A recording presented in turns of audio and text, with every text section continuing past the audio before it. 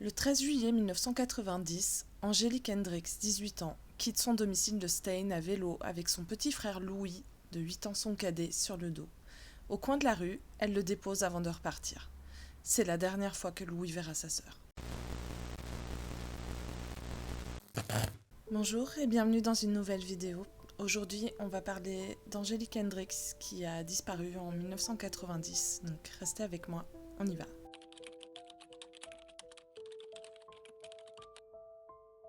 Angélique est partie vers midi pour se rendre chez son amie Myriam Verbourg, qui vit avec l'oncle d'Angélique, mais elle n'arrivera jamais à destination.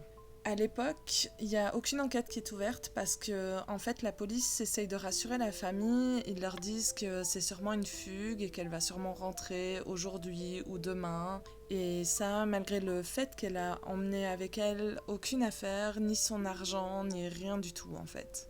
Son frère va essayer plusieurs fois de lancer des appels à témoins sur les réseaux sociaux, mais sans vraiment de succès. Personne ne l'a vu, personne ne sait quoi que ce soit. Et il est le dernier à l'avoir vue et il comprend pas trop ce qui aurait pu se passer parce qu'il dit qu'elle était vraiment douce et gentille et qu'elle méritait pas qu'on lui fasse du mal.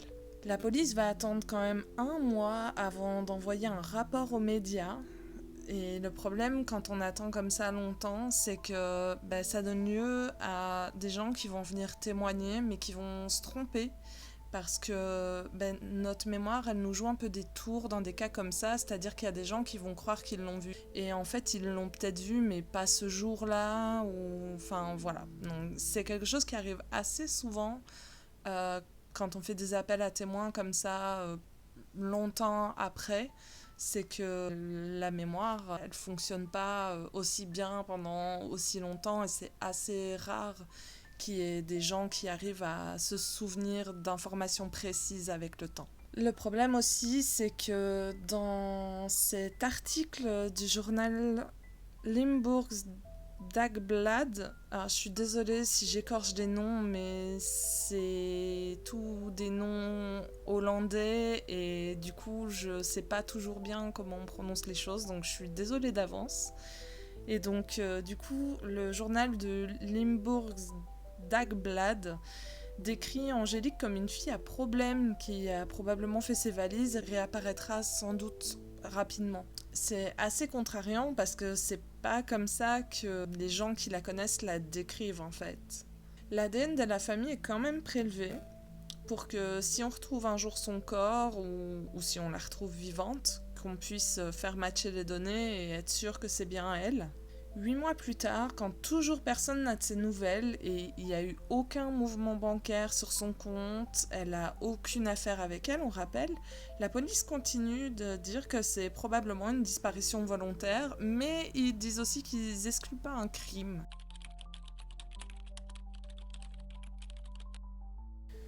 10 mois plus tard, le 20 mai 1991, à Maasmechelen, donc de l'autre côté de la frontière, à environ 6 km de Stein, un crâne va être retrouvé par des promeneurs.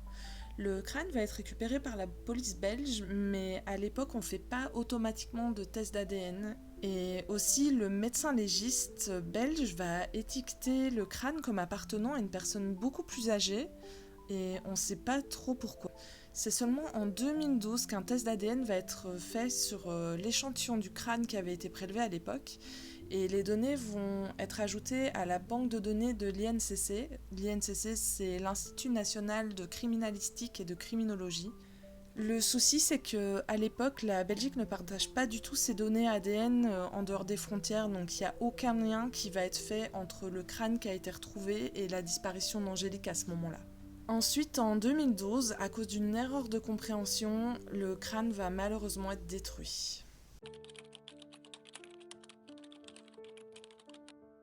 Le 7 juin 1996, Myriam Verbourg, vous vous souvenez, c'est la copine d'Angélique, elle part en voiture et elle disparaît à son tour. Sa voiture va être retrouvée le lendemain devant l'église Martinus à Houtstein, et la voiture ne sera pas examinée par la police à l'époque et il y aura presque rien à ce sujet-là dans la presse. Donc Myriam, c'était l'amie d'Angélique et elle vivait elle aussi à Stein. Elle vivait avec l'oncle d'Angélique avec qui elle était en couple et avait un enfant. Cet homme-là, il a 40 ans de plus que Myriam et il sera brièvement arrêté et interrogé par la police, mais il va ensuite être relâché. La police aurait déclaré à l'époque ne pas être sûr qu'il s'agisse d'un crime. Sauf que 18 mois plus tard, le 17 janvier 1998, son squelette va être retrouvé par des enfants sur une propriété abandonnée le long du Calan Juliana. On pense qu'elle aurait été tuée par la même personne qui est responsable de la disparition d'Angélique. Et ce qui est vraiment suspect, c'est que certaines de ses affaires ont disparu. Son passeport, de l'argent liquide, une partie de ses vêtements sont manquants. Comme si quelqu'un avait voulu faire croire à une disparition volontaire. Beaucoup de gens se demandent si la disparition des deux amis serait liée, et en tout cas c'est ce que les familles des victimes pensent. La sœur de Myriam expliquera qu'elle avait posé des questions à Myriam par rapport à la disparition d'Angélique et que Myriam avait réagi d'une manière vraiment bizarre et qu'elle lui aurait répondu qu'il fallait pas poser de questions stupides. Elle pense que sa sœur en savait plus qu'elle ne voulait bien le dire. Honnêtement, moi ce que je me demande c'est est-ce que c'est pour ça qu'elle aurait été tuée ? À l'époque, la police n'a pas fait le lien entre les deux affaires, probablement parce que à ce moment-là, le corps, ou en tout cas le crâne d'Angélique n'avait pas encore été retrouvé, enfin à leur connaissance. Et l'oncle d'Angélique aussi, qui était le petit ami de Myriam et le père de son enfant, il est aujourd'hui décédé et aucune autre personne que lui n'a pour le moment été considérée comme suspecte. Donc pour l'instant, il n'y a absolument aucun suspect. Louis, le frère d'Angélique, il explique qu'un jour, alors qu'ils étaient petits, il s'était rendu chez un proche qui possédait une caravane sur un terrain. Ce proche aurait demandé à Angélique d'entrer dans la caravane pendant que Louis restait dans le jardin. Et il aurait ensuite entendu sa sœur crier. Il pense que quelque chose s'est passé dans la caravane entre sa sœur et ce proche, mais il n'en sait pas plus parce qu'elle n'en parlera jamais. Louis raconte qu'il était terrifié par cet homme. On ne sait pas en fait si ce proche c'est l'oncle ou si c'est quelqu'un d'autre. En mars 2024, un changement dans la législation belge concernant le partage de données ADN va venir chambouler toute l'enquête. En fait, la loi qui jusqu'à maintenant interdisait de partager les données des personnes disparues ou de restes humains non identifiés a été modifiée. Et donc la Belgique va enfin pouvoir partager ces données avec la plateforme iFamilia d'Interpol. Ce changement de législation en parallèle avec le programme Identifiez-moi lancé sur X par la police belge, il pourrait permettre de résoudre des dizaines d'autres affaires non résolues jusque-là. Aussi, pour vous expliquer, iFamilia, c'est une plateforme de stockage de données ADN de personnes disparues. Ça a été créé en 2021 par Interpol et il possède une banque de données ADN récupérée volontairement auprès des familles de personnes disparues. La plateforme est utilisée afin de comparer des profils ADN avec ceux des personnes décédées non identifiées et de personnes disparues à l'international. Il possède pour l'instant plus de 21 000 profils ADN venant de 78 pays différents. Et ces données-là, en fait, elles sont uniquement utilisées pour identifier des personnes disparues. En fait, les données ADN de iFamilia ne sont absolument pas partagées avec la plateforme des personnes recherchées pour des crimes, etc. La plateforme plus générale d'Interpol, en fait. Et souvenez-vous, la famille d'Angélique, à l'époque, ils avaient partagé leurs données ADN. Quand le profil ADN du crâne retrouvé en 1991 a été partagé avec iFamilia, la correspondance a enfin été mise au jour. Ça a enfin permis, après 34 ans de disparition, de confirmer qu'il s'agissait bien d'Angélique Hendricks. Une semaine après la confirmation, la police aurait reçu une douzaine de nouvelles informations, donc des témoignages par rapport à l'affaire. Et à l'heure actuelle, la police et le parquet des Pays-Bas enquêtent pour trouver le ou les responsables. Il y a une récompense de 30 000 € qui sera offerte à celui ou celle qui donnera des informations pertinentes qui pourraient aider à résoudre l'enquête. En parallèle, ce 23 octobre, la police belge a elle aussi ouvert une enquête et qui commence des fouilles dans une réserve naturelle qui est proche de l'endroit où le crâne avait à l'époque été retrouvé. Pour l'instant, la police ne sait toujours pas ce qui est arrivé à Angélique et tout ce qu'on sait, c'est que comme on a uniquement retrouvé son crâne moins d'un an après sa disparition, elle est probablement décédée vraiment pas longtemps après sa disparition.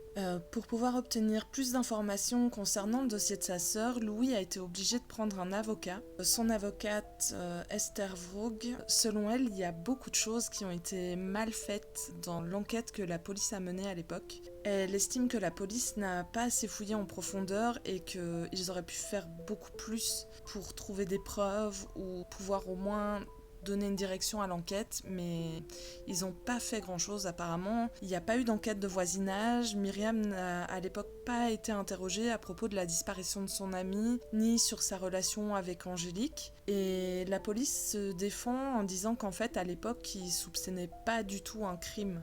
L'avocate de Louis, elle se pose plusieurs questions et elle espère bien pouvoir trouver des réponses. Déjà, elle se demande pourquoi le médecin légiste belge, il a pensé que le crâne appartenait à une personne beaucoup plus âgée. Est-ce qu'il y avait des signes de violence dessus ou quelque chose qui aurait pu faire penser que c'était le crâne d'une personne beaucoup plus âgée? Elle voudrait aussi savoir si on a vérifié s'il y avait des restes de terre sur le crâne et si oui, est-ce qu'ils ont été sécurisés? Est-ce que la police limbourgeoise à l'époque a demandé des infos à la police belge concernant la découverte du crâne? Est-ce qu'ils ont proposé de comparer le dossier dentaire? Aussi, pourquoi la police limbourgeoise n'a pas partagé l'ADN de la famille d'Angélique avec la police belge? Parce que en 2012, du coup, quand la Belgique a fait les tests d'ADN sur le crâne, ça aurait permis à ce moment-là de découvrir que c'était le crâne d'Angélique et ça aurait permis de lancer l'enquête il y a 12 ans en fait. Donc ça aurait laissé plus de temps pour mener l'enquête et peut-être qu'elle serait résolue aujourd'hui. D'autant que le coupable, à l'heure actuelle, il est peut-être décédé. Il ne faut pas oublier que cette histoire, elle a quand même 34 ans. Elle aimerait aussi comprendre pourquoi le crâne a été détruit. Parce que le souci, du coup, c'est que la famille d'Angélique, c'est compliqué pour eux de faire leur deuil parce que ils n'ont pas de corps à enterrer en fait. Déjà les pauvres, ils ont dû attendre 34 ans pour savoir ce qui était arrivé à Angélique. Et maintenant, ils peuvent même pas l'enterrer puisqu'il y a plus rien à enterrer.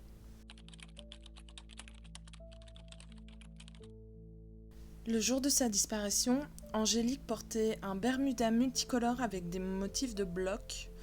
On n'en sait pas plus sur sa tenue, sauf qu'elle portait probablement des boucles d'oreilles, dont on ignore le modèle. Elle est partie sur un vélo vert pour femmes avec un panier blanc. Le vélo aurait été immatriculé, je sais pas trop si c'est une immatriculation ou autre, parce que c'est pas précisé, c'était marqué qu'il y avait un code postal dessus. C'est 6171HX200. Elle mesurait 1m70, elle avait les yeux bleus et des longs cheveux blonds. Elle est partie vers midi du domicile de chez ses parents, situé Erstraat à Stein. Son frère la décrit comme sociable et énergique. Il dit qu'elle était douce et avait bon cœur. Si vous avez des informations concernant la disparition d'Angélique, vous pouvez contacter la ligne gratuite de conseil d'enquête de la police au 0800 60 70 ou appeler l'équipe de renseignement criminel au 088 661 77 34. Vous pouvez également envoyer vos informations directement par email à l'équipe des affaires non résolues. C'est coldcase.lb@policy.nl. Ou alors vous pouvez remplir un formulaire de conseil sur www.policy.nl/angélique. Ces infos-là, je les mettrai dans la description. Si vous avez des informations, n'hésitez surtout pas. C'est tout pour aujourd'hui. Merci d'avoir partagé ce moment avec moi. Et si vous avez aimé la vidéo, pensez à vous abonner, liker, partager. Pourquoi pas laisser un petit commentaire. On se retrouve dans une prochaine vidéo. En attendant, prenez soin de vous et à bientôt.